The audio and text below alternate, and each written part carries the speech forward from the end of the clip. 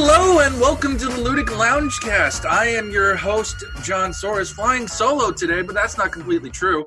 Unfortunately, Antonicus, Anthony to his friends, has been rendered unavailable for the evening, so it's just me and a very special guest. Everyone, please give a warm Ludic welcome to previous guest, Brandon. Brandon, how are you? I'm fantastic. I can feel the tens of viewers just like chanting my name. Very like Rocky-esque right now. Yeah. They just... Yeah. Hoo. I wish we had that for the Ludic Wrestle League last night. Unfortunately, we had technical difficulties, so that screwed us over. But Oh no. that is what it is. I mean, we're a growing enterprise here at the Ludic Lounge, so if, as with everything, it's a little bit of trial and error. So, Yeah. Brandon, how's the week been for you? Week has been good. Went back to work this week, which is awesome. I was like actually greeted with like all this joy, which I was not expecting. So that was like super exciting. But yeah, it's been a good week. Yeah, that's true. Yeah. I mean, I was a little let down. I was expecting the dubs and, you know, a little bit of glitter. And I was like expecting them to line up and be doing the wave, but you know, I'll take what I can get. The joy was good enough for me. True. I mean, for Christmas, I'm gonna get you that Pope Mobile, so that will guarantee the wave for you. So yeah, absolutely. So there we go. The hat, you know, everybody needs yes. that. Speaking of the hat, my God. The PlayStation 5 look like the Pope's hat? Yes. Oh my God. It like I'm very confused when I saw that. Looks like it looks nothing like anything they've ever done before, and I still don't know how to feel about it. It like I had that moment when I saw the unveiling. It was very Squidward from SpongeBob, like future, like with all those orbs. Everything's chrome. Like that's all I could think. It's a very unusual design for it. Yeah, I'm kind of here for it. I mean, with that Unreal Engine 5 or however it's called, like that in and of itself is like a guaranteed buy for me. Oh yeah, but absolutely. Appearance, I'm like still a little on the fence about. And you know that they're gonna have like variants for it, Yeah. and Chelsea's PlayStation is the Uncharted variant, so we're going to be seeing customization left and right. You know, we're going to be Anthony and I are putting out individual thoughts on the state of play that PlayStation did, PlayStation and Sony did this week. So I'm going to save a majority of my comments for there. But I agree, the PlayStation 5 was interesting. I mean, I think what got me more was the fact that they're doing two versions of the console. You know, the digital and then the disc version, which when I saw that, I told Chelsea later, GameStop probably just shit themselves. A little bit, yeah. I mean, then they were already like their pants were full of shit already. Yeah, I mean, it's one of those things where I really have no idea how that's going to impact like that type of a service. Will people be more interested in just having access to downloading the game? Is there more of an incentive to go out and buy it? Will they have like more features on a disc version of the game versus a digital download copy of it? I'm curious to see how that's going to shake everything up. I am too. I don't think it's going to be a difference between, you know, what you get on disc and what you get by buying digital. I don't think we're at that point quite yet. But I do think that Sony is definitely making a stand in comparison to the majority of the industry. And this is me speaking on, you know, with minimal knowledge on what Xbox and Microsoft are doing. I don't know if the new Xbox is doing an all digital version too. My recollection is that it's not.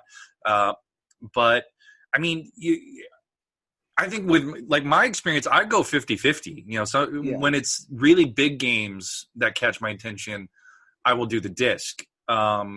But if it, just for like convenience sake, if it's on like PlayStation has great sales every now and then. I know you have a PlayStation as well, so you probably, you know, you catch them out periodically. Like I believe I got God of War on sale, and I don't have the physical copy. I just have the digital copy. So and that's one of the like legendary games as far as I'm concerned over the last 5 years. But seriously though. I mean, like right up there with Breath of the Wild, in my opinion. I mean, Mm-hmm.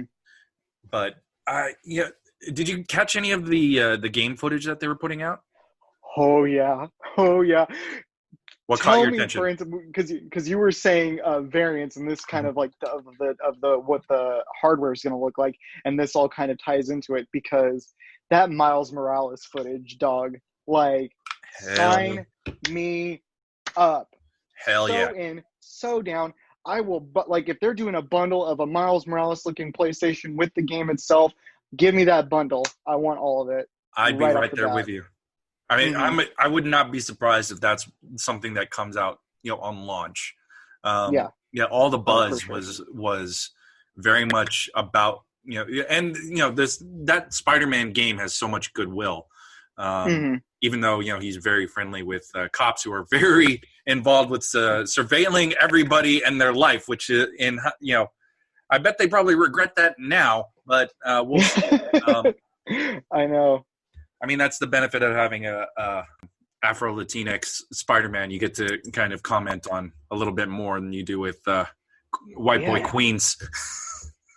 Well, yeah, and I'm actually kind of curious too because the footage looks very much like in the vein of the previous Spider-Man game. Because Yeah, like, for those of you who haven't played the game yet, there's a mild spoiler that Miles is a brief playable character in that game, yeah. and it looks like the same character design. So I'm like thinking, oh my gosh, this is a spinoff within that same game, and I'm so here for it.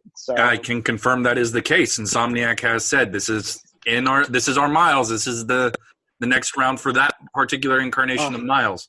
love it. I think what everybody's really curious about, especially with the Marvel games and at least the more recent ones, especially with that Avengers game coming out later in the fall. Hmm. Everyone's curious about connectivity, and I think that's everything ties back to the Marvel Cinematic Universe and Hmm. all that fun stuff. So, I mean, everybody expects some kind of connection. Personally, two different game studios, highly doubt it. Um, Yeah. but I wouldn't be surprised if the voice actors probably came back. So I know for Hmm. Ultimate Alliance 3, it was the voice actors for Miles and Peter were the Peter and Miles from the PlayStation 4 Spidey. So Oh, interesting. Okay. yeah, there's going to be a lot of synchronicity. Yeah. But yeah, that they came out hard with that Spider-Man footage. They get like So hard. out the jump. I mean, I wasn't expecting anything Spider-Man related for at least another year. I was thinking 2022.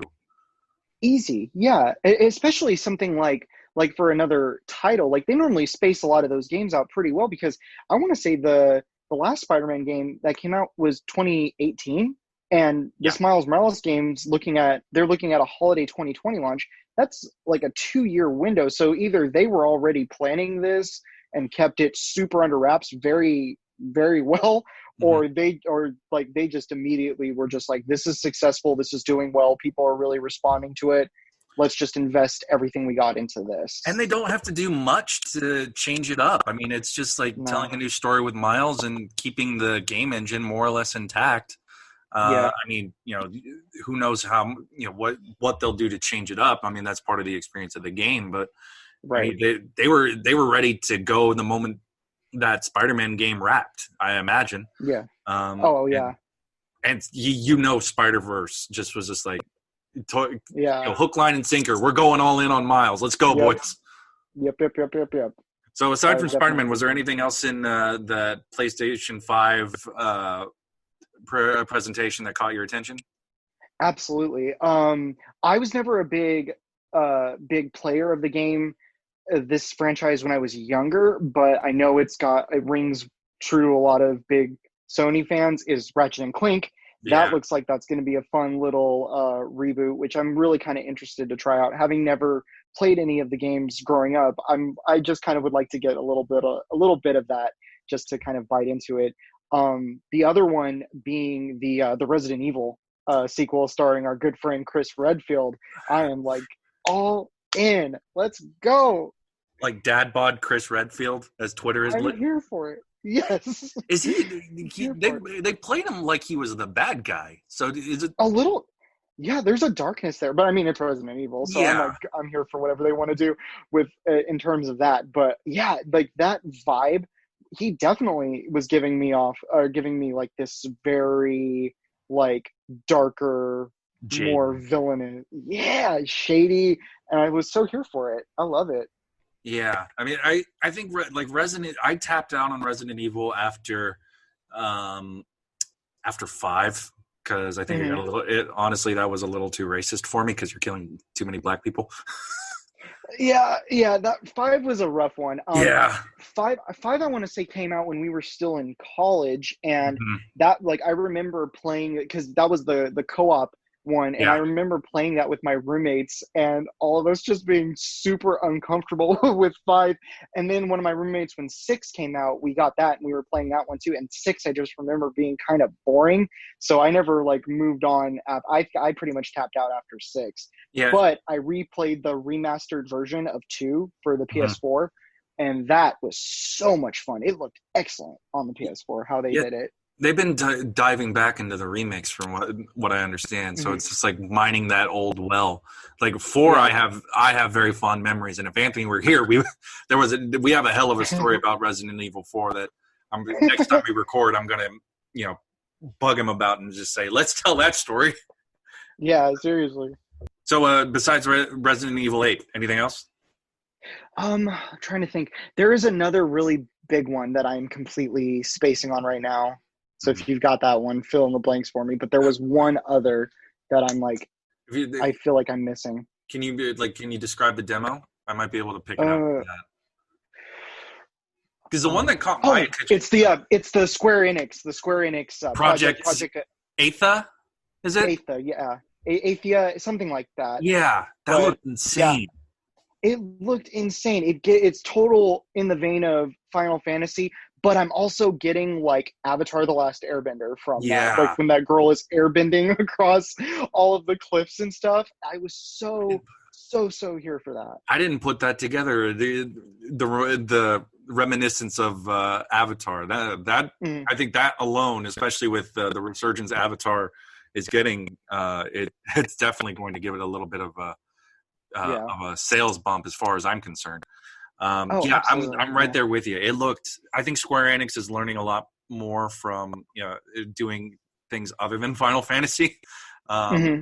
I mean, and from everything that they're doing with Final Fantasy. I do, Yeah. looking at Final Fantasy VII remake and how ambitious that's looking to be. I mean, you're taking a 4-disc Mm. PlayStation 1 game and making it into probably an 8-disc PlayStation 4 Yeah. remake.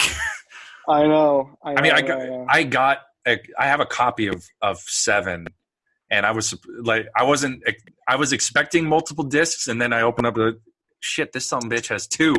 I think maybe 3. Yeah.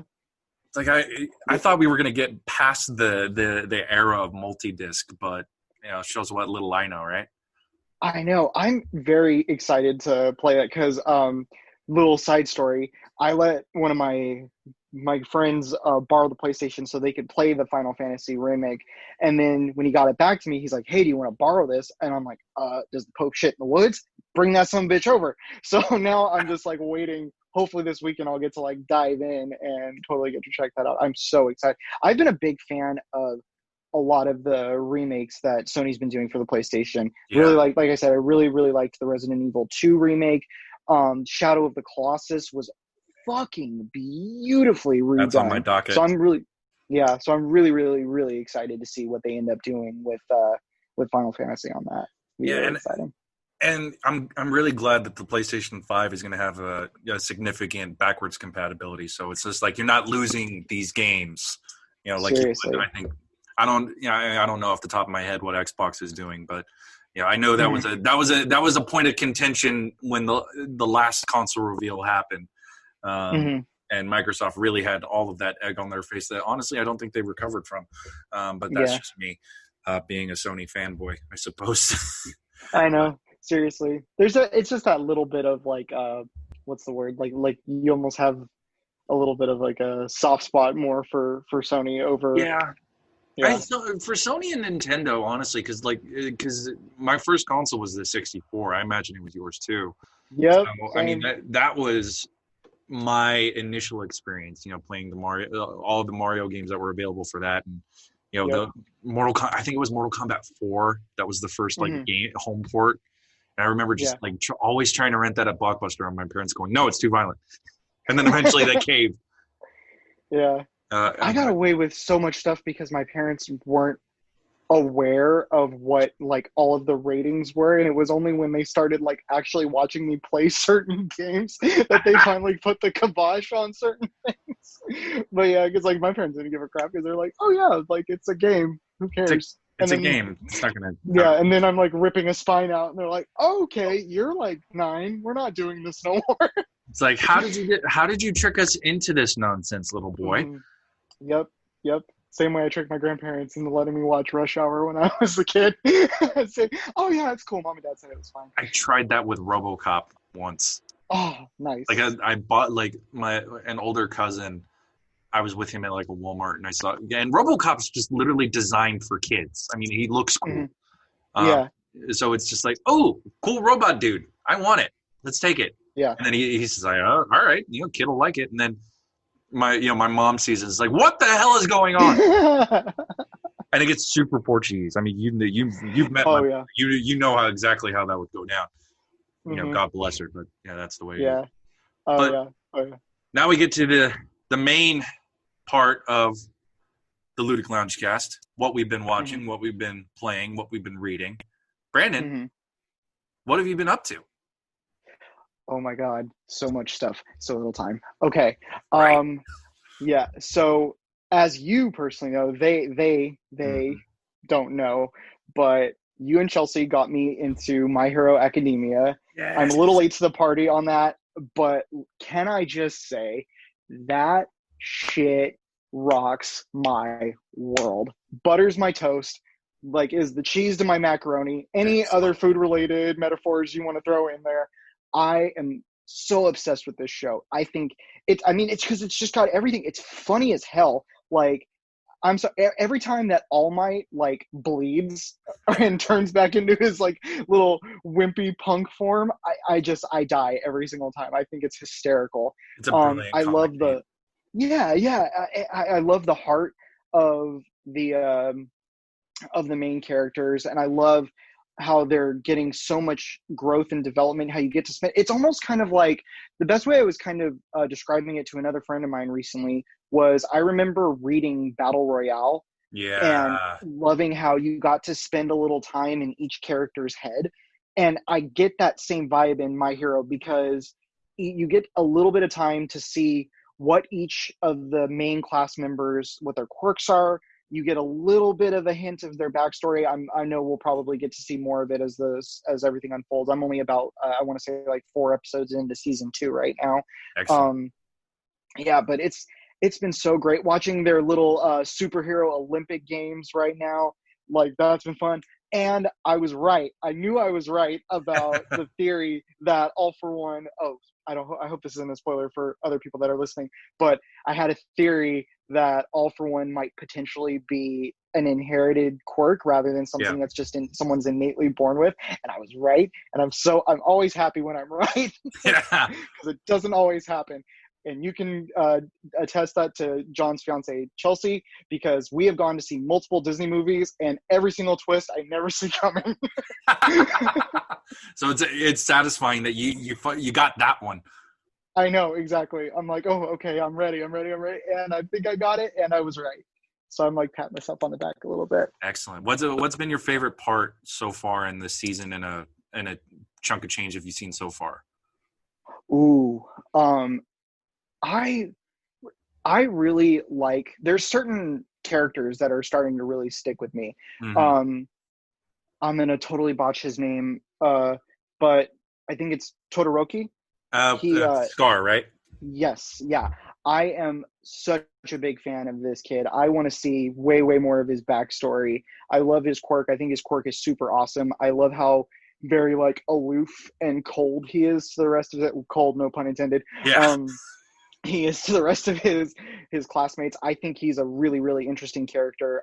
And that the fight sequence at the USJ I thought was really, really cool. Getting to see Mr. Aizawa kick some Oh ass yeah. and Yeah, and honestly, anytime All Might comes on screen and is just himself, like I I know. just like he just makes me smile.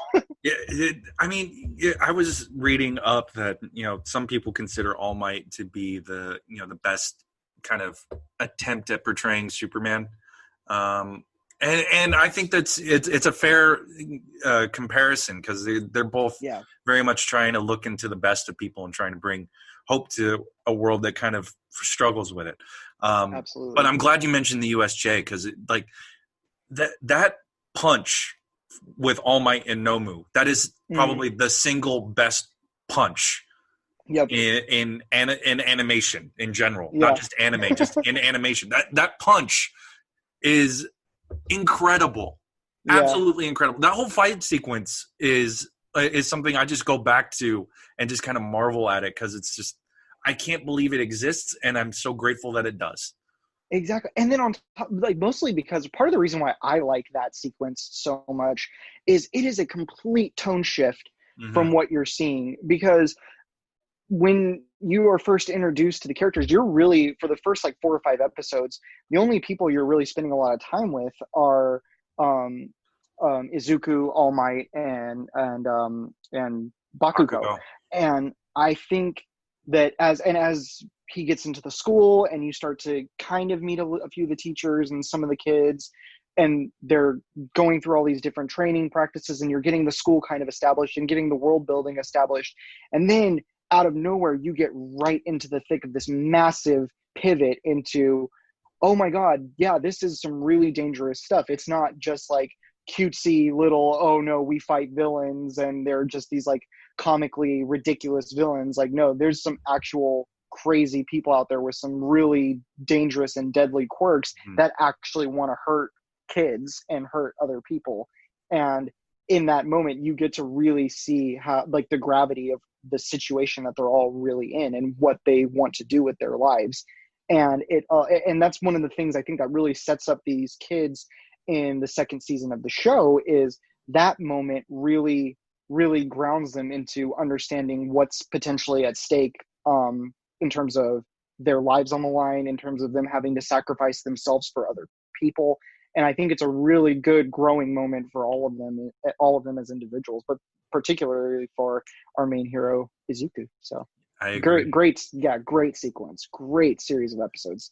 Yeah, like, honestly, like Chelsea and I at this point have gone through the series both through the anime and the manga, and what I appreciate, and you touched on it a little bit, is that those kids end up really a tight knit unit, and the scope of what they deal with tend to really bring home that they have to be willing to work together and get past that baggage and whatever beefs that they may have.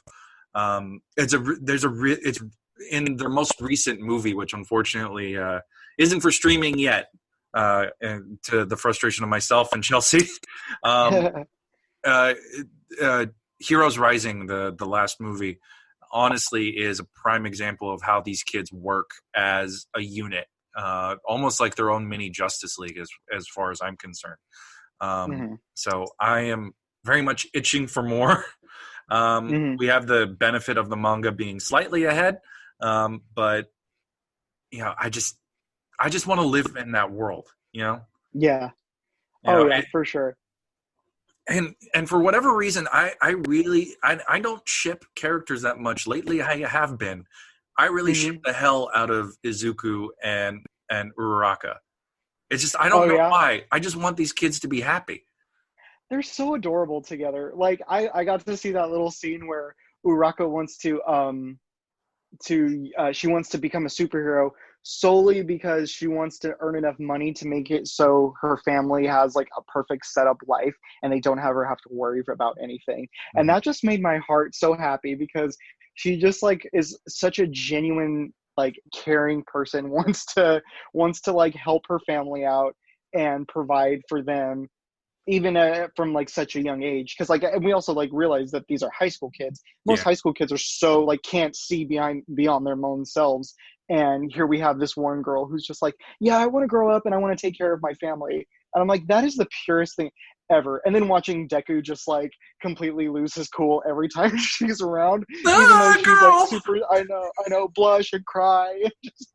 Oh I, my God. The funniest moment in that series still is when he like when he first meets All Might and he passes out and he wakes up and he opens the notebook and he's like, I gotta get his autograph. He already signed it. Oh my God.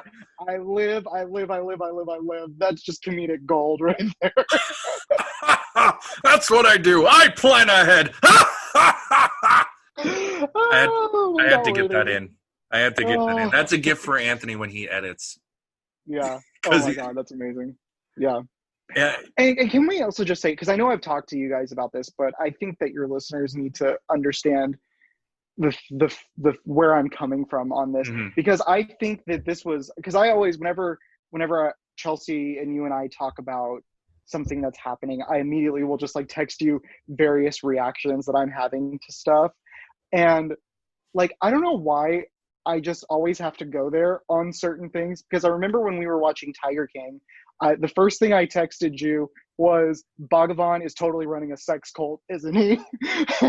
And then with My Hero, the first thing I texted you guys was, okay, Kachan totally wants to get in Deku's pants. I can read Yep. homoerotic tension Yep. like it's a fucking book, and they have it to a T. No, you and the internet will likely agree.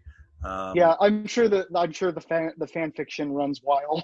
Oh, it always does. It's the internet. What do you expect? For sure. So, what else have you been watching? What else have you been playing or reading or Um, anything? Anything come to mind? yes. So I am a big fan of the East of West comic books, Yes. and the final volume, the last issue came out in December. I normally wait for the volumes, and the Hmm. final volume's coming out next month. I So know. I've been doing a reread of everything, and I love that series so much. I think it's very, very smartly written. It's a very cool take on alt U.S. history, but also adding this mystical and sci-fi Western bend to all of it, and getting all of these different types of cultures that make up the United States, giving them equal representation, giving them an equal platform, and tying in all these really cool supernatural elements. I'm just such a big fan, and I think the writing and the character development. I mean, it's Jonathan Hickman, so Yeah. we know what he's capable of and what he's done for comics over the last how many years. That he just really understands good storytelling, great character development. Pacing on this is just absolutely excellent, and And like it boy, does just, he know his charts. yes, absolutely. Absolutely. Yeah, so I'm a big fan of East of West. I'm currently in the middle of I think I'm heading towards the end of volume 2, about to start volume 3, so I'm like on pace to have my reread done by the time the last volume comes out. And I'm Yeah. hoping, I've heard a lot of good things about the ending. People have said that it ties up everything wonderfully. So, but yeah, like most of the good stuff has been coming to an end. A lot of the major comic arcs that I've been reading, East of Yeah. West, was ended. I was a really big fan of Wicked and Divine. That came to an end last Yeah. year. Walking Dead ended at the end of last year too. And a So surprise ending. surprising, he came out of nowhere. I'm honestly kind of convinced that that was more just Kirkman was over it. I mean, Like for yeah. it to just that's it. I Like mean, he's got that TV money. Yeah, if he feels like he mm, needs to bring the story to an end, it's his prerogative. He doesn't necessarily need to worry about it. absolutely. Yeah, But yeah, absolutely. you are 100% right about East to West, about Wicked and the Divine. Those are highly recommended, especially like East to West. Whenever I think of like perfect first issues, Hmm. I think of that first issue of East to West because it is honestly perfectly paced in my opinion. It gives you everything you need to kind of just draw you in, Hmm. and it just propels itself with just fury. It is like Yeah. controlled fury. That's the best way I can describe East to West. I reread it all within when volume 9 came out. I did a big reread. So I'll probably be doing the same thing you're doing to get ready for volume 10. Hickman, I have a little bit of a complicated relationship with him because sometimes I feel like he gets a little too much into the weeds. If that makes sense. I mean, and that's mostly based on my experience with his Marvel work. Have you read what he's been doing with the X-Men?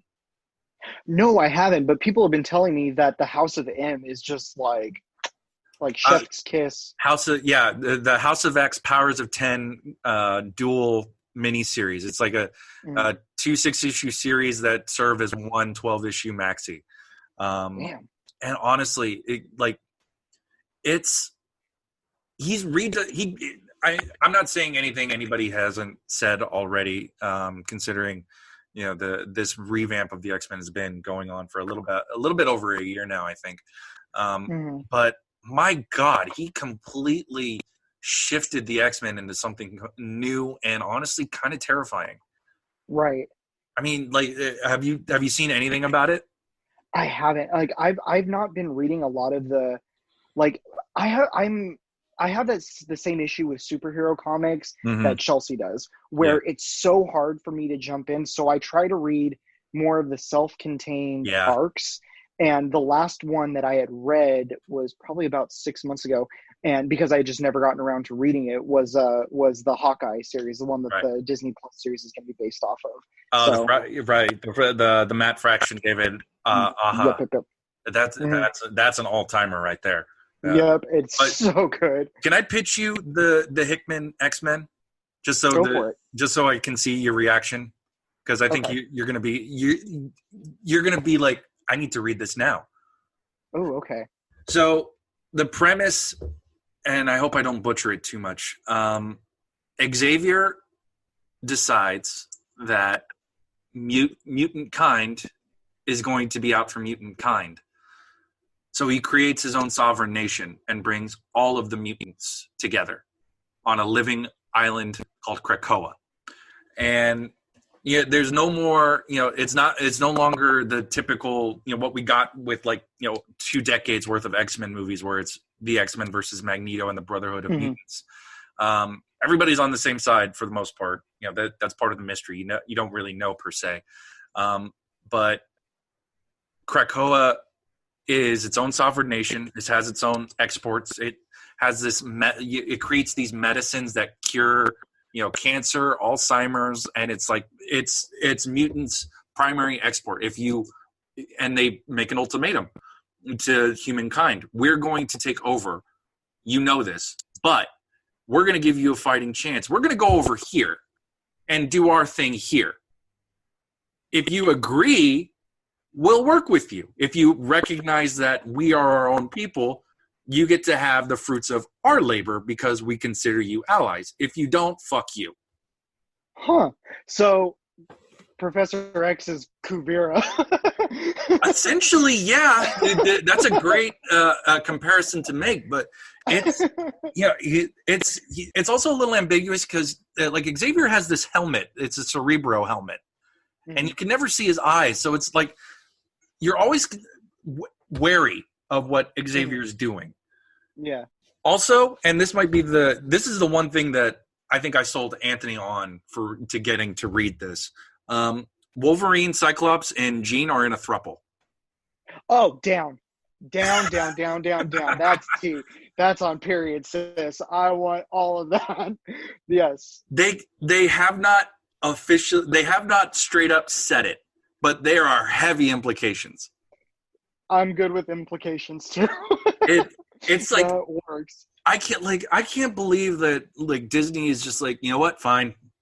Or it's the one thing that I keep thinking about because it's the craziest way to get past, falling into the trap of what came before, the love triangle.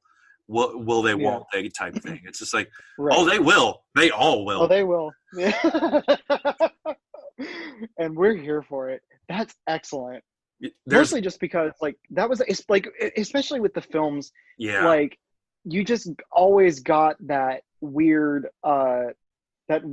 energy between like the three of them, like not necessarily in the sense of them being a throuple, but like you just all they, and I think that's probably just because Bryan Singer favored Wolverine that much that it was always like, Yeah. yeah, she's with Scott, but like let's be real, she's gonna end up with this guy right here. They're making out in the tent, they're making out in the mansion, they're making out like before he stabs her. They like like Yeah. there's always they always come up with something creative as far as that creative air quotes. Cre- Definitely creative. But I mean, there's one sequence in one of the relaunched X-Men title where Scott and Wolverine are talking about taking a vacation with Jean, and the Cyclops is just like, "Are you game?" Wolverine thinks and mentions out loud, "Jean in a bikini." Scott says, "Scott in a Speedo." I'm game. Yes, Daddy Wolverine. I, it's incredible, isn't it? The times we live in. Yeah.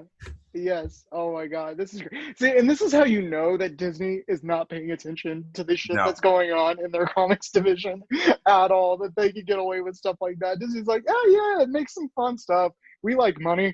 And then over here, they're just like being like, how far can we take this? can we Let's toe say this line. can we say that Wolverine is the bottom? Can we say that? That's the conversation I imagine is happening. Mm-hmm. But Yeah. yeah, And it's a conversation worth having as far as I'm concerned. This is something the writers are probably in there just like pitching back and forth, and they're probably having their arguments. There's probably diagrams about the pros and cons of all of this, and I'm here for it to be a fly on that wall. yeah, I just love the mess. I want to see what the mess Yeah, happens. You know, that's just me. yeah, yeah, absolutely. Oh, So that's great. I'm in. you mentioned Wiccan and the Divine. How Mhm. did you get back through all of that this year, or was that something That a was while all ago? last year. I would love to, yeah, I'd love to go through another reread of that. Mostly just because there were a lot I never did a full read through all the way through. I was just kind of like taking them as they came. Luckily for me, I came into this, or well, not luckily, I guess, depending on which way you look at it, but I came into the series when they were already about 32, 33 issues in, I want Yeah, to say. So so like I just had the full like log of it and just tore through it really really quickly, especially because within the first, I think I was really intrigued by the premise of everything, but like by the fourth issue of that I was completely sold on everything, and I was really wrapped up in the mystery of who was going to be next and who was going to get pulled into their world. And if especially because like you don't really know what's going to happen with the main character for the first few issues, hmm there was just so much to really unpack there, and I really really thoroughly enjoyed that. So I'd love to go back and do a complete all the way read through of it from start to finish, just to see everything just kind of coalesce and come together. And for those of you not in the know about the Wicked and the Divine, it is I believe 10 or 9 volume series from Image Comics, primarily by writer artist team Kieran Gillen and Jamie McKelvey, among many other people. It is about a group of 20 somethings who become embodiments of various gods, and they become pop stars. And in 2 years, for 2 years they'll be famous, and after those 2 years are up, they're dead. So what do they? Mm-hmm. How do they find out how do they figure out how to live? That's the crux of the story, I think, in some ways, but it's a little bit more complicated than that. Definitely worth your time, dear listeners. So you've been watching My Hero Academia. You've been reading Mm-hmm. East of West. You're going to be reading House of X Powers of 10 now that you know Yes. that there's some weird shit happening. Um, Yes. you've been playing anything? Yes. As of right now, I just finished up playing Super Mario Odyssey for the Mm-hmm. Switch. I finally got that taken care of, and having quarantine on my side like all the time in the world to play Yeah. something like that and really just dig in. I've probably got at this point close to like 20 plus hours into that game. It's so fun. Yeah. It's so fun. And the world is like the way that they made the more open world setup. It's so cool, and like I remember telling you that I just think that the premise of that game is so hilarious that Mario is trying to stop a wedding and Bowser is just legit stealing stuff from other worlds Yeah. for his for his forced wedding. I Like wish he's a wedding stolen. was that easy to do. I know, seriously. He's like, let's go to the Ice Kingdom and we'll steal a cake, and let's go to the Beach Kingdom and we'll steal some champagne.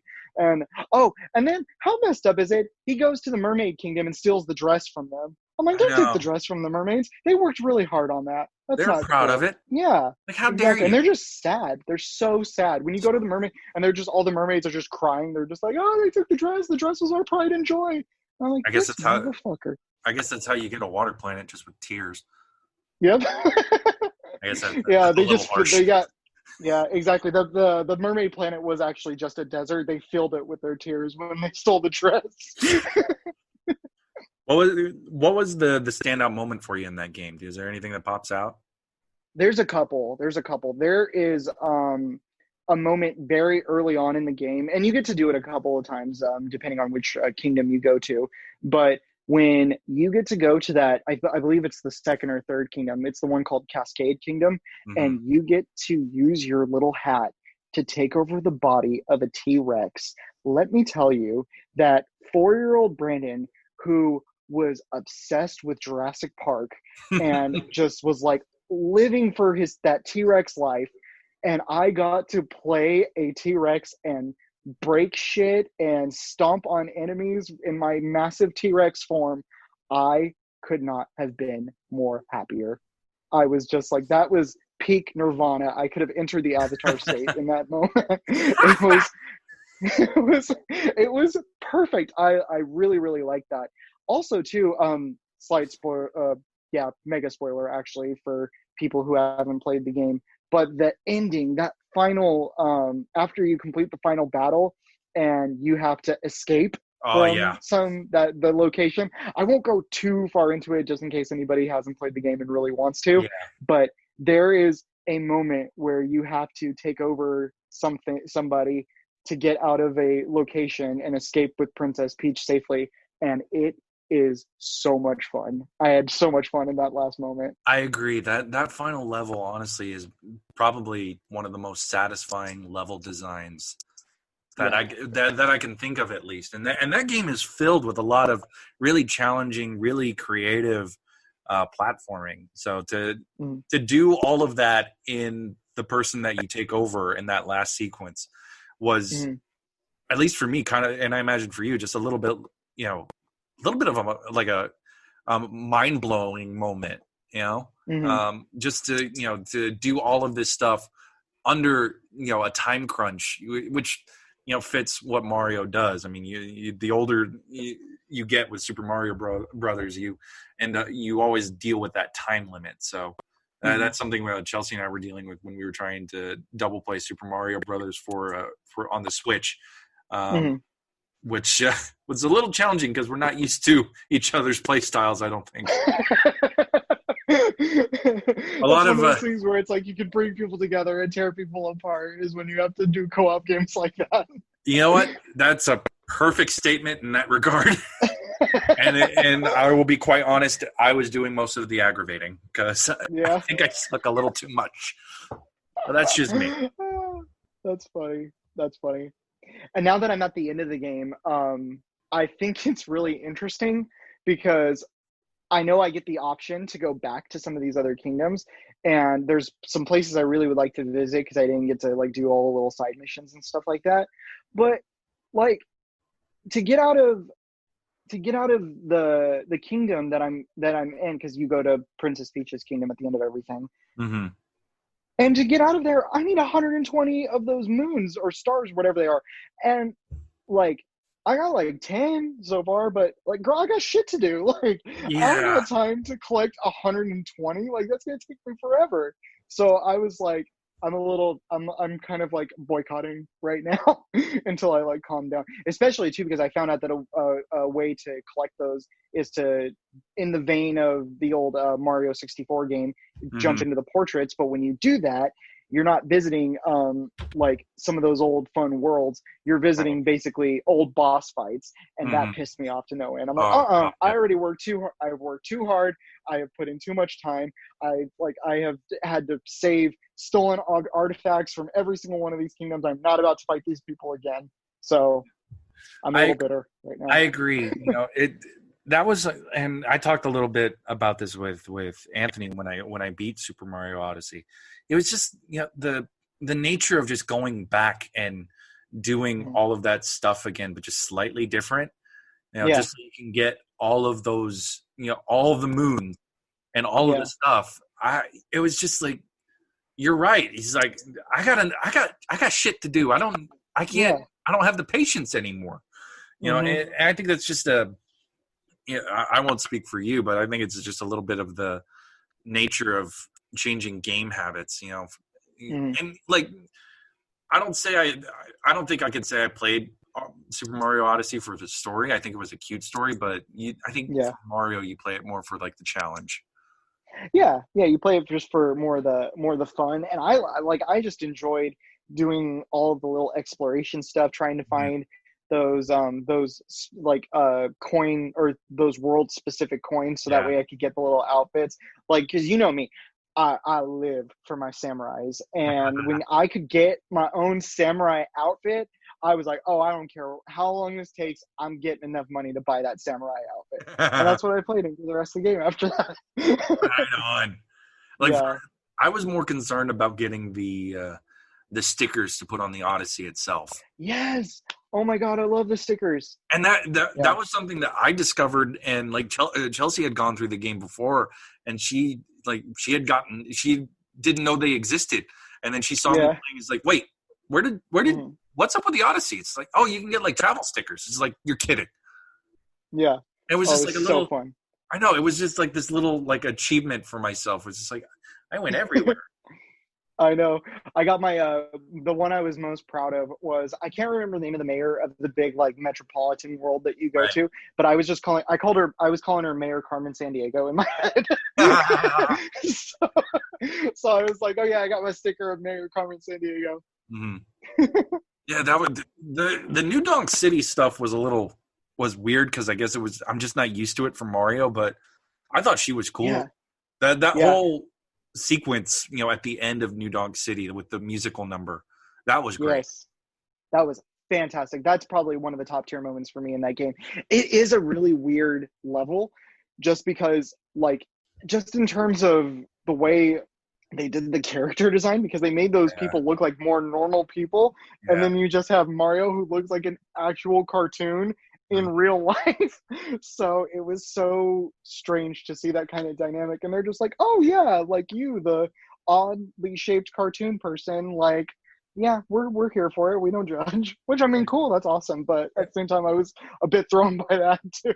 Yeah, it's such a radical shift, even in comparison to the rest of the game, because everything else seems like within the realm of what you'd expect in a Mario world, but then you get to New Donk City and it's basically New York, and Yeah. New Yorkers walking around, and Yep. little stubby Mario, even though they're like, "What's up, little dude?" Yeah. You feel a little weird because it's Uh just huh. weird. It throws you. It throws you. But I love that moped. I was riding around that moped, Mhm. listening to jazz. I was having a blast in that kingdom. That was probably one of my favorites for sure. Those maggot things though were creepy as hell. A little bit. Yeah, Yeah. it was. I don't know. Maggots just give Yeah. me the heebie-jeebies. Yeah. I feel that. Oh, yeah. You watching any good movies or any other TV shows, or you hit the What limit? else am I watching right now? I haven't been I haven't watched it again yet, but I don't know why. Like I had this moment today while I was at work when I do all my best thinking. Um about like just all these really awesome moments that it like that really uh, when I think about movies and why or why I like certain movies, like there's always these really pivotal scenes or these really amazing moments. Hmm. And one of those for me, and I'm going to watch both of the movies this weekend, is I am a huge fan of the Kill Bill movies. Right on. And that scene between her and Bill in volume 2, when he does the whole spiel about being a murdering bastard. Like, Yeah. I love that scene so much. That is just like 10 out of 10, no notes, like perfectly blocked. I love that scene so much. I love that. Yeah, I think honestly, I think Kill Bill is the height of Tarantino for me. I think that's his best, Yeah. to be quite It's honest. one of my, yeah. Oh yeah, it's easily my most favorite of his movies. Like, I don't necessarily argue that it's his best, but it's my favorite. Like, those two movies are my favorites of his. I've just been a big fan of them. I've rewatched them countless times. I love all of the characters. I really hope that him and Uma Thurman work something out to where they can do a Yeah. volume 3 like that. To me, like, I just really enjoy the whole revenge storyline. I love the really intricate twist that he throws in. Not only is Bill like like the title says, not only is Bill the person that she's absolutely gunning for, but they have a romantic relationship and a bunch of history behind this like cat and mouse game that they're playing with one another, and it just culminates in such a wonderful way. I'm such a fan of that movie. That both of those movies, I should say. Do you view them as two movies or just as one? Because I view them as one. Like, my I analogy is do, always yeah.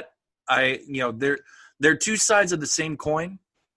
Mm. It's just like either way you're tossing the same coin. It just depends on where it lands. And Well, yeah, that's the thing. Like, one doesn't necessarily work without the other, so yeah, they are like essentially two halves of the same thing. But that's the yeah. I know a lot of people always view them as his third and fourth, or fourth and fifth. I can't remember which, uh, or fourth uh, and fifth. But you were. I think no, you were right the first time. It was a third oh, and okay, third and fourth. Okay, no, no, yeah, no, no. I'm wrong. Ignore me. I'm dumb. yeah. Oh yeah, Jackie Brown. Jackie Brown's Yep. three. Okay, Yep. yeah. So that makes them And four I and love that five. movie. Yes, yeah. Was that your calling to becoming a lawyer? Ah, I did. No, not really. To be honest, Yeah, I can't really track that one down. But I just yeah. I talked with Anthony about it before.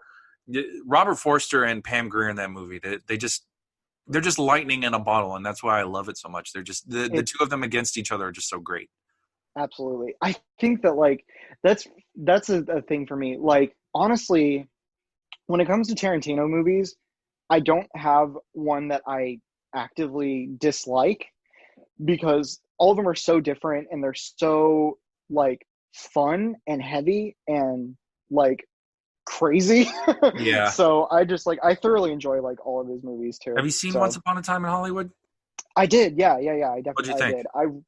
I really liked it a lot. It's a much different movie than what I was like honestly expecting. But for me, what seals that movie is when Leonardo DiCaprio pulls out that flamethrower at the end of the movie. I'm fucking here for it. That was just like, I went to go see that with one of my old roommates, and we went to go see it at like 11 o'clock at night, so there was nobody in the theater, and I just remember us just like cheering and like sitting up, just having a cheer moment when he brings out that flamethrower. It was excellent. Right Yeah, on. but it's a much more different movie. It's more slow paced, and it is built entirely like a lot of the references in that movie go completely over my head because I'm not a big 60s guy, right? knowledgeable. Yeah, I'm not very knowledgeable about television and film in the 60s and 70s. Yeah. So that's gonna like some of that stuff goes over my head. Like, I knew obviously all the tie-ins to Manson, and I knew all the references with like Sharon Tate and Polanski um and stuff like that, and like obviously the scene with Bruce Lee. But like those old 60s cowboy TV shows Yeah. that they're all referencing, or the car, like Hmm. the stuff like that, like that just went over right over my head. So, but that I feel kind of like a little bit bad about, because I remember listening to a podcast where Tarantino's like explaining all these things that he threw in there, and I'm Hmm. like, "Ooh, girl, I don't know that, but I'm just gonna applaud you anyway." Yeah, I haven't seen it yet, to be quite honest. I didn't really have much of a desire to. It just seemed like all of the stuff you're talking about with, all these references just seem like, they're a little too much for him. And it's Mm-hmm. I mean, and you always have to make things for yourself. If you're always making it for the audience, it's never going to be great. But it's just, Right. I feel like he's gotten into the indulgent part of his career where it's just like, Yeah. I got nothing else to prove. Fuck y'all. That's kind of the vibe I got too.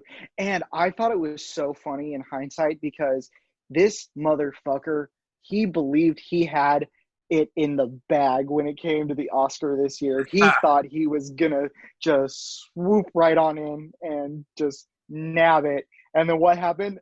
a little international flick called Parasite happened and And just stole fucked all of his shit up. That's what Parasite did.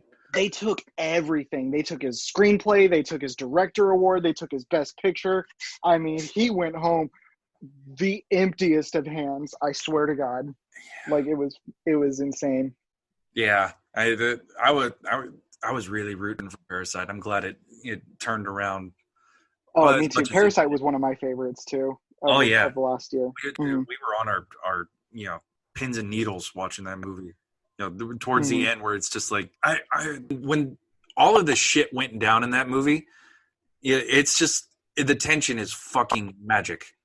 It's magic because here is this like really interesting commentary on the rich and the poor, and you have this hilarious con that this family is pulling over these rich people, Mm-hmm.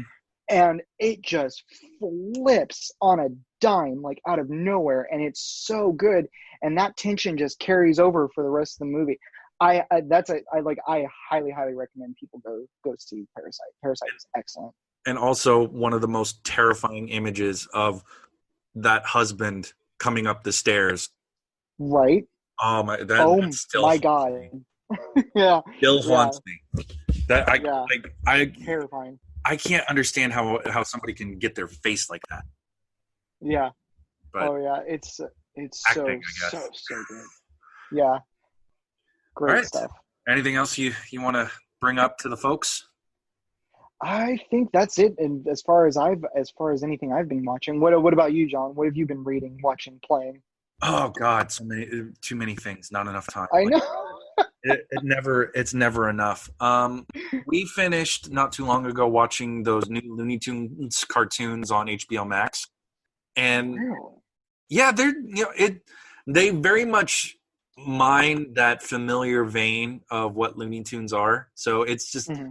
they don't they've certainly modernized it, and there's certain things that are missing. Like I don't know if you saw the news, Elmer Fudd's never going to have a gun, and I imagine Yosemite Sam won't either. So they're Yeah. putting Sam and Fudd in these positions where they're not necessarily shooting at things. It's just they come across whomever they're dealing with. Mm-hmm. So they're pretty funny. Yeah, they're like 11 minutes, so it's just like you can bang them out in an afternoon. More Yeah. significant, I have a doppelganger on that show apparently. Interesting. What? And I say that because the animation editor, I believe, is John Soares. I love it. And I was watching it with Chelsea, and 7 episodes in, I saw the name. I'm like, wait, what? It's like, did you see that? Did you see that? Wait, let's go back. That's my name. That's my name. I have a clone who makes cartoons. Mm-hmm. That was my reaction. We also got through a rewatch of Avatar: The Last Airbender, and that honestly, yeah, it's like I always kind of default to like Batman the Animated Series for like one of the greatest cartoons of our time, and it rightfully deserves it. Honestly, Absolutely. Avatar's gunning for it. Yeah. Gunning for it hardcore. Yeah, because like let's be real, she had no business. She had no business being that good. No, Like, and that's something that Chelsea said. It's Avatar feels too good for Nickelodeon, right? Like for a children's show, period. Yet they're touching on some of the most like sensitive things, very very adult topics, mm-hmm. presenting them in a format that's easy to consume for a viewer of any age whatsoever, and doing so in a way that really makes it like entertaining and fun and well paced. And also too, especially like in light of recent events with people talking about how media is consumed in this country, especially in how voices of people of color are being viewed. You have an entire series that is in basically a non-white centric story with white centric characters. Like I Ain't think no whitey here. that's yeah. Hell no. Hell no. Even though Shyamalan tried with That of Which We Do Not Speak, the original cartoon in and of itself, like they are pulling on a bunch of really great Asian iconography, a lot of spirituality stuff. I mean, they're just pulling from a lot of really great things from other cultures and presenting it to, and then to pretty much when it premiered, it was entirely to a Western market. And at the time, kids ate it up and loved it because we were part of that generation that originally watched it. Yeah. And while doing all of that and presenting the, spiritual stories, they were telling really great character stories. I mean, yes, if you look at where, we'll talk the big four, Aang, Sokka, Katara, and Zuko, all of them are the arcs that each one of them have from beginning to end is some of the best writing I think you can imagine. I mean, Aang, I think, is like, if you had to rank them, I would probably put Aang as like fourth, because I think he knows what he is. He just has to accept it. He knows he has to accept being the Avatar. It just takes him a while to get there. And like with Sokka, he just comes into his own. It's maturing. And a fun Easter egg for you folks at home when you do watch, at a certain point, Sokka gets a lay, and it's an innuendo. That's all I'll give you. I'll let you guys enjoy the show up until that point, and just remember that little tidbit. At some point, Sokka gets a lay, and you'll figure out why. And they work that shit into a kid show. Boom, boom, boom.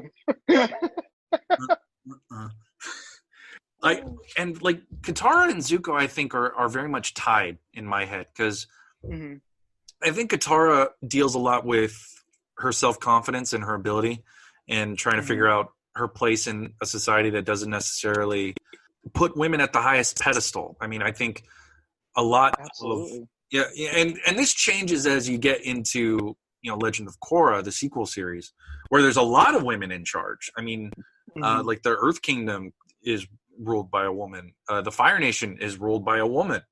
And the one male leader that I can think of from Korra is the one who is the giant fuck up. Yeah. The president. Consistently making the wrong decision every single time. I mean, and I think that's something that just kind of goes back to, that's just I think a quiet critique is just like, the men are responsible for the screw ups of this world. It's, looking at Sozin and what he chose to do, and what Ozai is choosing to do, and and to bring it to Zuko. See, I worked that thread. I got that thread. Yep. I went from Katara to Zuko, and it made sense. And I see it. Yep, exactly. Crocheted. I love it. Yeah, my mother would be proud. With Zuko, and Zuko has to deal with that. Dealing with the fact that it's okay to make mistakes, but he can't fall into what society is telling him he has to do. He has to make his own path and his own honor himself. And that, I think that's what Iroh tries to teach him, and God bless Iroh. Just God bless him. Seriously, one of the best, not just like for a cartoon show, one of the best characters, period, written. Like, I mean, the fact that you have a character who should be a villain in and of himself.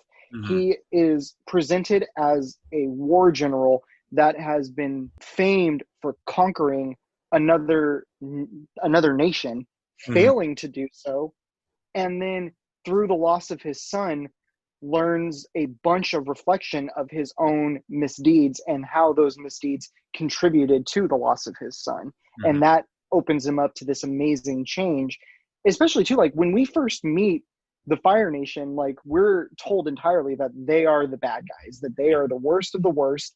And when we meet Zuko, we meet this kid who's full of so much rage and has only one purpose to capture this kid, return him to his father so that way he can restore his honor. And all these bad Fire Nation guys with him, yet he has an uncle mentoring him who is just for lack of a better word, just the super coolest guy on the planet. Mel, always trying to get his nephew from getting into fights, always trying to get him to forge his own path and to learn from his own mistakes and create a better life for himself than what he thinks his destiny is supposed to be. Yeah. And it's such an amazing dynamic between the two of them. And it's so masterly performed by Dante Bosco and Mako R.I.P. And then Mako R.I.P. I love Mako. I mean, like I do too. I'm the kid who went from Samurai Jack to Avatar, so you know, and to have and Mako when he did Aku, he was just a barrel of energy. Swear to God, like I love Aku. It's like that's one of my favorite vocal performances because it's just the perfect amount of comedy and menace and pure energy. But yeah, it's like I hadn't rewatched Avatar in years, so it was like rewatching the show anew. And this is coming, you know, we had watched Korra before because I had never finished Korra. So the Avatar franchise, because I think this deserves it better than James Cameron. It's just a brilliant creation. It's just so well maintained. That's it. Yeah. They like everything, and it's not without its flaws. I think like I can't really think of one right now for Last Airbender. I know that Korra suffers a little bit here and there with some of the villains, but it's just even when it has those weak moments, it still feels strong because they focus so much on what it means to the character. And that's what I appreciate the most. I think absolutely. Another thing I've been watching that I'd like to bring to people's attention because I think it got a little bit underrepresented by Cartoon Network is a one season show called Justice League Action. It's a really it's about I think it's available on Hulu to stream right now. It's also available for purchase in the iTunes or formerly iTunes store, Apple TV now, whatever the hell they call it. And it's just like it's a Justice League cartoon. You got Kevin Conroy's Batman. Hell yeah. You got Mark Hamill as Joker and other voices. It's honestly it's just like quick shorts, like probably 11 minutes a short. You get 2 shorts an episode. They're all kind of interconnected, but it's honestly a very great distillation of the DC universe. Their Superman is great. The guy who voices Bolin in Legend of Korra voices Firestorm, and he has a catchphrase. And it's just like, "Beware evil, because the heat is on." and Chelsea and I started watching it. And we looked at each other when Firestorm showed up. It's like he sounds familiar. We looked it up. It's the guy who plays Bolin. So he brought the same energy to Firestorm that he did to Bolin. Unfortunately, I don't have his name off the top of my head, but and I'm a little lazy to look it up. You guys can look it up. Everyone can look it up. I gave you enough information to find it. But it unfortunately got a little short shrift because it didn't sell enough toys, and Cartoon Network put it on at 4 a.m. Yeah, I mean, what else can you do? They gave it a real shot. Yeah, it's just like you can't really. Yeah. The kids are asleep at 4 a.m. You can't really sell toys to them while they're sleeping, dickheads. Seriously, yeah, that's really interesting too. And I wasn't even aware that a show like that had existed. I remember from the super early 2000s when they did the Justice League and Justice League Unlimited, and those were like staples of my childhood. Watching those shows, my dad even watched those with me. He was so down to see like all of that stuff happen. Well, It was that's great stuff. the wonder of the DC animated universe. The one time DC got it right, for the Hmm. most part. But for reals though. Yeah, I mean, thanks, Zack Snyder. We're gonna get so Bro, many bad we're getting. reviews for that. I know, I know, but seriously, like, okay, no tea, no shade to all the Zack Snyder fans out there. Maybe a little, but girl, do we honestly think that a Snyder cut of Justice League is gonna fucking save that movie? I Like, it's still a movie about three boxes. Like, we don't.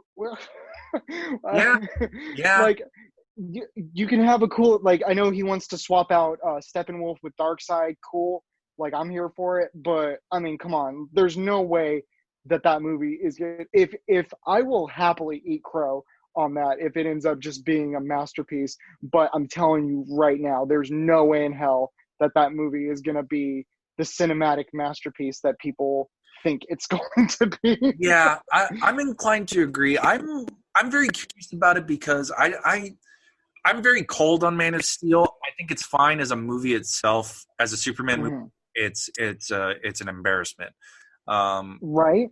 and like I haven't seen the movie since it came out in home video because the second time I watched it, I essentially rewrote the movie in my head, and Mm, I thought the movie I came up with was better. To be honest, I think yeah. Man of Steel needed a polish by somebody who, and I'm not saying I'm the guy. I'm just saying it needed something that put it in line with what the character needed. But Right. it be put back in step with the truth of the character. Absolutely. And I think that Man of Steel is just a little bit adjacent to it. Unfortunately, it's too mired in grim dark, trying to be what the Dark Knight trilogy was, Yeah. and that kind of that just trickles down through Yeah. through Batman versus Superman. A little, in the third act of Wonder Woman, that's where it kind of that bleeds in again. The theatrical cut of Justice League, less so because it's a Frankenstein of a movie, and Yeah. you can't really figure out whose is who in Yeah. that movie. So it's like it. Though I will say, Cavill is arguably one of the best parts of that movie because he finally honestly feels like Superman in that movie. Yeah, he totally feels more like Superman in that movie. That's the thing that like doesn't work for me about Man of Steel as a Superman movie is that he is just mopey dopey for the entire film. Yeah. And like, I don't understand how someone who claims to be like a big fan of comic book movies or comic books in general doesn't understand the main theme of Superman and what he stands for, and then breaks that shit at the end of Man of Steel. Like, it just bothers me to my core. It's like you are Yeah. just literally, and it's the same thing that I noticed with Batman in BVS, which is like, come on, girl. Like, we know Batman doesn't try to shoot people and do stuff like that. Like, come on. Even if he So is frustrated yeah, and trying to work towards a goal, he's not going to kill. I mean, that goes yeah, up against the essence of the character. yeah. Even in the Dark Knight Returns, which was the touch point, he's not. It's like he's getting close, but he knows where the line is. Hmm. But that's neither here nor there. Yeah. Speaking of Superman, do you know what today is, Brandon? Oh my God, no. Quarantine and like literally everything is a. Today's Superman Day, Brandon. Is it Superman Day? Today is Superman Day. Today, What? as we're recording it, it's Superman Day. Oh hell yeah! And I do that to ham fist my way into my next thing that I'm going to discuss. Hat fist. I've been reading a little bit more Superman lately because I feel like I've turned into more of a Superman guy than like a Batman guy. But that I think that just comes with age and what I want to read and experience when it comes to this genre of media, at least. I'd like to make a big recommendation for a book called Superman Smashes the Klan by Oh. Jean Luen Yang and an art team by the name of Guru Hiru, who are a duo of Japanese artists who frequently work together. I love this book because there's a historical context to this book. This book was inspired by a storyline in the Adventures of Superman radio show that actually impacted the Ku Klux Klan. It drove down recruitment because it made the Klan look so bad, and they got beat by Superman at a time where the Klan was actively recruiting and viewed as something of a worthy organization in America, that nobody wanted to join them anymore because they got beat by Superman. And and the book is written by an Asian man of Chinese descent, and focuses on a Chinese family who is targeted by the Clan of the Fiery Cross, which is the name of the radio play. Yeah. Um, not so heavy-handed. Exactly. Yeah. You can only do so much. I mean, the one thing I can say about the United States is that we're a litigious bunch, and we like our losses. Yep. So I think they were just trying to dodge being sued by the Ku Klux Klan for using that name. So, let's just make it something adjacent and call it good. But honestly, this is like one of the top tier Superman stories. If you wanted to, I know you mentioned earlier that you and Chelsea have problems getting into superhero stories because it's difficult to find a place to jump in. It's not like manga where you can just start at one. With superhero comics, sometimes one character has 5 number 1 volumes. Which one do you start with? And the good thing about Superman Smashes the Klan is that it's part of DC's like young adult endeavor. They're doing a line of books that are focused more at the young adult market, but they're essentially there for everybody. But they're trying to just catch that manga crowd where they're a little bit more cartoony, a little bit more personal. And this gets personal because you're dealing with a Chinese family who set in the 40s, trying to find their place in a very racist society. That is 1940s America, post-war America, where everyone's a little bit more cavalier with language and things against other people. Exactly. Go ahead. Yeah. Oh, I was just gonna say, especially too, like having it centered. Like, I mean, I haven't read it yet, but like the thing that's really standing out to me is having it centered on an Asian family following years of Japanese internment in this country. Like, that's going to be a really interesting period of time to explore just in and of itself. And funny enough, the book doesn't really, it doesn't, I think because it's a Chinese family, it doesn't necessarily hit on the Japanese. Tie into that as much, yeah. But I mean, I'm a little surprised that it doesn't, because I imagine it was a concern that a lot of Asian descended families were worried about. It's just like, do we get roped in no matter what we say? But to be honest, that's not for me to speak on. But like the one thing about this book that really caught my attention is the through line between the young woman or the young girl that is essentially the focus of the story outside of Superman, Roberta Lee. Lanshin Lee is her Chinese name properly, and Superman, because they're both struggling with how they fit in this world. It's like one thing that Clark is struggling with a lot is that he doesn't know how to address his alien side. He just wants to be a perfect human being, so he holds back. And there's a wonderful part where Roberta just calls him on his shit and says, "You're holding back. Why are you holding back? I have to struggle with keeping my culture. Everyone's telling me to keep myself and my culture separate from the rest of the world, but I'd be living half a lie. So you're living half a lie. Why are you, of all people, living half of a lie? Why aren't you true to yourself?" And it leads to a wonderful climax in that book. I'll let you and our loyal listeners find that for yourself. But it's a very timely story, both for the fact that we're always in a process of self-discovery. And unfortunately, we're living in a time where racial tension has gotten ratcheted up to the nth degree. And it's just been happening for years, and I think a combination of shelter in place and quarantine has gotten people fed up. And unfortunately, the world is still in in a similar place that this fictional world was in back in 46. So it's a timely story. It's a needed story, and couldn't recommend it more. I would, if I had to pick one thing to nitpick on it, I kind of wish Lois was in it a little bit more. Mm-hmm. She's in it, but she doesn't. And in my head, she doesn't feel like the most driving force. She's there to get some story, going, but I think she's not it's just Roberta and her family and, Right. and Superman that tend to drive the story. Mm-hmm. And the young white boy who's kind of caught between, do I be a racist or do I not be a racist?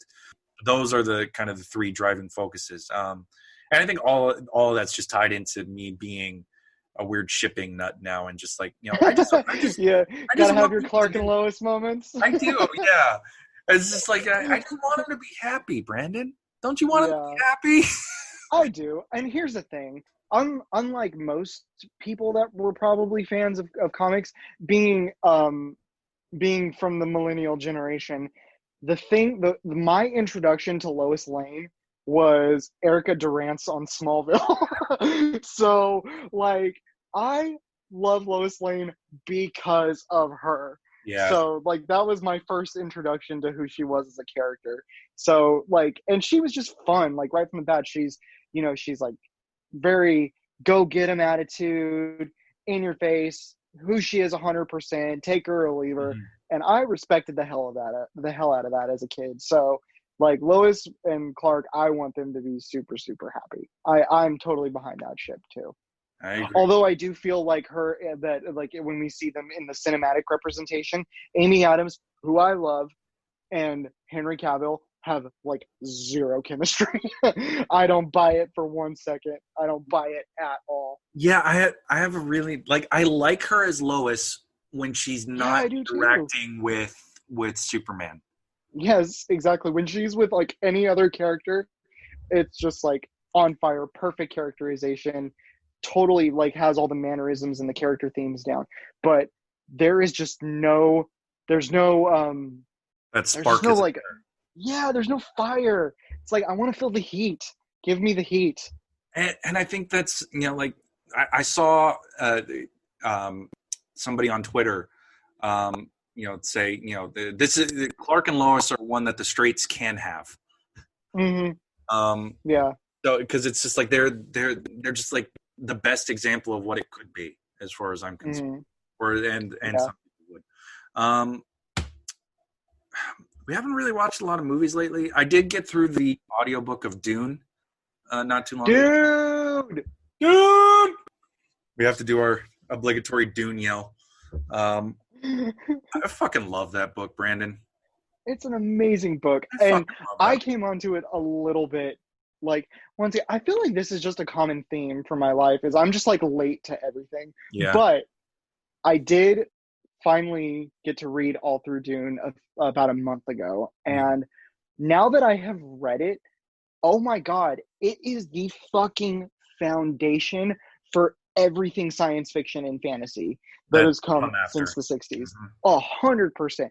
You can see the building blocks for Star Wars, for Game of Thrones, for like Red Rising. Like I see so many building blocks from Dune in those other series. It's like you cannot break away from what Frank Herbert did with science fiction at that moment in time. Highly agree. Like Dune took me a couple times to like. I didn't get it until the second time I read it through, and then it was like I saw everything. I saw the Matrix code. I understood it, and from since then, it's been the go-to. Like if anyone asks me what my favorite novel is, it's Dune. It's always Yeah. Dune. The audiobook is just as good. It's full cast. So the major characters, so the Harkonnens and the Atreides and the Fremen on Arrakis, they're all for the big name characters. They have their own dedicated actor. I don't believe they carry it all the way through for the most part. I think like there's somewhere in the middle where the actors kind of drop off and the narrator kind of carries the brunt of the ship. But that's just my memory, and it could be playing tricks on me for all I know. Yeah. But it's a wonderful performance. I won't really go into the thematics of Dune because we did that a little bit earlier. But I do have a question for you, Brandon. Mhm. Are you familiar with John Carter, the movie John Carter? Um, oh, I know she is not well liked, Yeah, but but I I'm not. Yeah, I've not seen it. well, No. I only mention it because I think part of me is afraid that this Dune movie is going to fall into that kind of a trap because I think that there are some movies that are so fundamental in the building blocks of popular fiction, like Hmm. King Arthur, Robin Hood, Peter Pan. They're things we've seen countless times, and it's same with John Carter. John Carter, even though we'd never seen the direct adaptation of those books, a lot of the stuff that it did, it's the DNA of so many things, Star Wars and Flash Gordon, all these other stuff. I'm afraid that Dune isn't going to hit as much as it did because we're talking an adaptation of a movie or an adaptation of a book that is over 50 years old and has essentially been mined by other pieces of science fiction. Yeah. Do you think that because everyone is so used to we've seen Game of Thrones and say what Hmm. you will about how it ended, we know what a show that deals with a fantasy show or a sci-fi show that deals with politics is it looks Hmm. um, and it's always going to get compared back to it. So do you think Yeah. that Dune has you know uh, is it going to be damned by its legacy, you think? Oh, that's interesting because I feel like it has the potential. It totally has that potential. And the biggest problem too is that to a newer market, Mm-hmm. that is 100% going to be the trap because people are going to think that it's like a Star Wars ripoff, essentially a Star Wars Game of Thrones ripoff, which is completely not fair to say at all. The other thing that I think is going to be a bit of something that they're working against, the director of Dune, Denis Villeneuve, one of my all-time favorite directors. He's I done agree. amazing work with Arrival, with Prisoners. Big fan of Sicario. Was a big fan of, and especially with Blade Runner 2049, Yeah. which the Blade Runner sequel was excellent. It was such quintessential great science fiction. He like hit all the major beats, really understood it, and I trust him with the Dune source material. I feel like he can do a really good job with that material. The big problem is that it's almost like the Avatar thing where it's like he's hitting on stuff that sometimes major mainstream audiences don't really want to see because Blade Runner 2049 did not do very well No, in theaters at unfortunately all, which sucked because I was just like, how the fuck do people not want to watch this? And I mean, there's a lot of things working against him. not. Hmm. It's science fiction, like actual science fiction, not like space fantasy shit like Yeah. Star Wars. Not that Star Wars is shit, but like you know what I mean. And like the fact that it's like a long running time. It's easily a near 3 hour movie, and Dune, both parts of Dune are most likely going to fall into those similar run times Yeah. because there's so much stuff that they have to cover in Yeah. both of those It's like parts. There's so much story and characters to unpack for roughly 6 hours of film. that's what So honestly it makes me the most nervous because it's just I don't know if film audiences have that kind of patience, especially now mhm. after this shelter in place and movie theaters being closed for months. It's just like what's going to get people to go into the theaters? I don't know if a big heavy sci-fi movie like that's going to necessarily do it. Um, Yeah.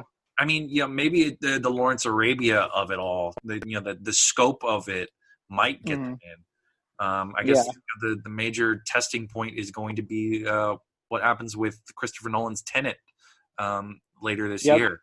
It Absolutely. unfortunately got I don't think unfortunately, but it got delayed 2 weeks, so it's coming out the end of July now. Yeah. So we'll see Which will how that most likely goes. get pushed to. I mean, it's all going to depend on stuff, I mean, Wonder but Woman yeah, already you're got absolutely. pushed again. Yeah, I know. It's interesting how that's all going to play. I am hopeful on one thing Mhm. because thanks to quarantine and everybody being on TikTok, the most common thing that I'm seeing is people of all ages professing their love of Timothy Chalamet, and the fact that he's now the lead character playing Paul in Dune, like maybe seeing his adorable little face in the trailers that are soon to be coming out, I'm hoping, like will get everybody in the theaters because they're just gonna like be falling on that call me by your name energy and just being like, let's see him in there. He will not be fucking a peach in this one. I'm Damn sorry it! to Stole my disappoint. joke. Stole my joke. God damn it, Brandon. God damn it. I mean, she was a low-hanging fruit. Heyo. I mean, yeah, you're not wrong. Yeah, the sweeter the fruit, I guess, right? The lower it is. That's just me. But yeah, I think that's well. I got one more thing. You know, Okay. it was, and I think we can wrap after this because I'm running empty on my gas tank. I read, or I listened to. It's all blurring together. See, there was a book called "The Song of Achilles" by a woman named Madeline Miller. I'm speaking your language, huh, Brandon? You're speaking to my soul right now. That Oh was a my hell of a God, fucking did I book, love wasn't that it? book. That's a Yes, hell of a she's book. an amazing writer. Amazing writer. So, for those of you who aren't in the know about what this book is a retelling of the life of Achilles as seen through the eyes of his companion Patroclus, who, according to the legend, may have been more than his companion. They may have been lovers. So Madeline Miller very much runs with them being in a very active relationship. And it addresses a lot of the political drama that existed in Greece, primarily through the eyes of Patroclus. I mean, I don't think you leave Patroclus's perspective even after, spoiler, he dies. Because, I mean, I think it's safe to say I can talk about a millennia-old story and not about spoilers. I think we all read yeah. At that point, it's kind of like The Sixth Sense, you know? Like, everyone knows what happens, even if you've never seen the movie. So... Like, honestly, we have another one of her books, Circe, that I have to get to, but that's on my list, too. I heard of this through that, so that's why I ended up picking up this book. Miller's writing she's just it's elegant, it's clean, it's very elegant, very, very descriptive. Like you get to be fully in that picture, and she does this amazing thing where she blends the historical context of the time that she's writing about with the myth itself. So you're getting all the flavor of Greek society at that specific moment in history, but also like you get a centaur and like all these other mythical creatures and beings through the funnel of the myth of and you don't question it, and it all still feels very cohesive. And the way that they like the choosing to tell the story through Patroclus's through his point of view, I just think that was like a really wonderful way to tell that story, because people have shown the Helen of Troy story and the whole Trojan War and Achilles through Achilles' eyes, and yes, he's a very cool, fun, flashy character in and of himself, but he's kind of not really shown with a lot of depth. You get a lot more depth in a book like this, especially and it's so incredible because it's all told through another person's perspective, and him finding that depth within that character, which I think is phenomenally well done. That relationship is just played so perfectly between the two of them. Yeah, it does the thing that, and this is something that Anthony and I love about the Elder Scrolls 4 Oblivion, is that the focus of the story isn't the guy who's going to save the world; it's the guy who stands right next to that guy. Yep.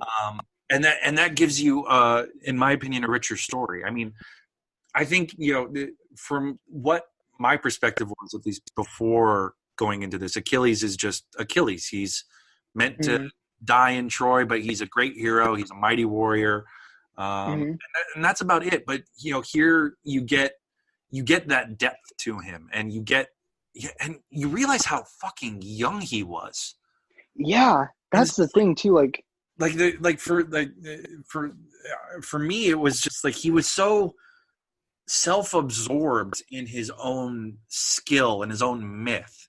Was that something along Yeah, the lines what you were thinking? It was just like, 100%. yeah, Yeah, 100%. Because he's there. There's so much arrogance to him, and you really get that vibe of how, like you said, how young he really is throughout all of this, and it's only through like the deepening of their relationship that you really get to see more past a lot of what he's presenting. But yeah, when you first meet Achilles, he's so full of himself because he knows what he is in terms of the myth, like being indestructible, being insanely strong, having this destiny of being the world's greatest warrior. And it's just that I think also just ends up playing into his tragedy, because everybody familiar with the legend knows how he meets his end, that he falls to his only one weakness. And I think that is still so masterfully done, that can all be so devastating in and the I way that Miller writes it. Like, it's a very, very well told story. and I think that he had the Patroclus was his other weakness, and Mm-hmm. Patroclus's death is, I think, in my head, the one thing that that threw him off and set forth the path to his death. I don't think Yeah, Achilles would have done what he had done if Patroclus was still alive. had I he mean, lived. and Yeah, we've been talking a lot more about Achilles than I think Patroclus, but yeah, Patroclus is you get your perception of him is that he's very much a pushover. yeah. And I think that as the book progresses, even though he doesn't have authority. I don't think he Mm-hmm. never gets that authority, but he gets that authority with Achilles. I Mm-hmm. think out of the two of them, Patroclus has more power than I think he probably ever realizes. I think so too. Um, Yeah. and I think I don't think he realizes that until he's essentially a specter, just Mm-hmm. stuck to kind of stay there with Yeah. with what's left. Mm-hmm. So it's arguably it's a beautiful book. It's a little bit of a sad book, but Mm-hmm. it's a hell of a way to kind of end media talk on that. But, and especially with what I'm going to do next. But so that's about it on my front. Before we wrap up for the night, Brandon, I'd like to make a small tribute because we lost a legend yesterday. We lost DC comic book writer Dennis O'Neil. 81 years old. The name probably doesn't ring for most people outside of the comic book world, but Dennis O'Neil was a legend in the mythos of Batman. He came to define the character post Adam West in the 70s, taking Batman from the camp that was the 66 Batman show and making Batman the Dark Knight detective again. He was responsible for the creation of Ra's al Ghul and Talia al Ghul. The Green Lantern John Stewart was Denny's co-creation with frequent collaborator Neil Adams. Denny was also famous for a legendary run with Neil Adams on Green Lantern Green Arrow, which was one of the more challenging books at the time because it was one of the first that dealt with major political issues like how superheroes don't really address race, and famously showed Green Arrow sidekick Speedy shooting up heroin and becoming a drug addict. So, and a lot of Denny's work can be seen in the various adaptations of Batman. The Ra's al Ghul story in the premiere episode of Ra's al Ghul in Batman the Animated Series is almost one-to-one to the Denny O'Neil, Neil Adams comics that premiered Ra's al Ghul. And they're, in my opinion, some of the finest episodes of that show. There's No Hope on Gotham City in Crime Alley is another one of his famous works that was adapted for Batman the Animated Series. A lot of the Chris Nolan stuff comes from Denny O'Neil's work. And on a more fun side, Superman versus Muhammad Ali was something that Denny had his fingers on. It was a little bit more of Neil Adams' baby, but Dennis had his hand on that. And he was a titan in the industry. He edited Batman for years after he finished writing. Literally wrote the DC guide on how to write comics. And from every single artist that I've paid attention to on the internet, he touched every single one of their lives and touched millions more. So to Denny O'Neil, we give you a ludic salute. You were one of the best. You will be missed. You had a hell of a life, but thank you for everything. And on that, ladies and gentlemen, this has been another episode of the Ludic Loungecast. Brandon, thank you for joining me tonight. Thank you for having me. This was awesome. This really was. It was a great chat as always. Unfortunately, Anthony, I'm sorry you couldn't be here. You were with us in our hearts as always. You're a beautiful man. We'll catch you next time. And to you, our loyal listeners, thanks for lounging with us. Good night.